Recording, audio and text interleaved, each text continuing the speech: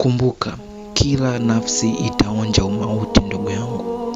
Hakuna atakayekwepa.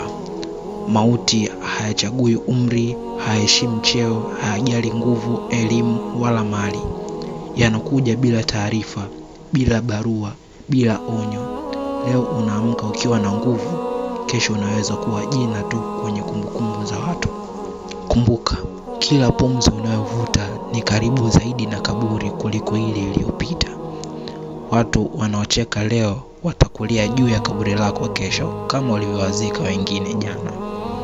Mali uliyoikusanya itagawanywa, simu yako itanyamazishwa, jina lako litatajwa kwa muda mfupi, kisha dunia itaendelea bila wewe.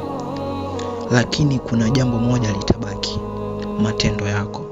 Swala ulizoacha, haki ulizodhulumu, maneno uliyowaumiza watu, na mema uliyoyafanya kwa siri, vyote vitasimama mbele yako. Hakutakuwa na kisingizio, hakuna kurudi nyuma, hakuna nipe muda nitatubu.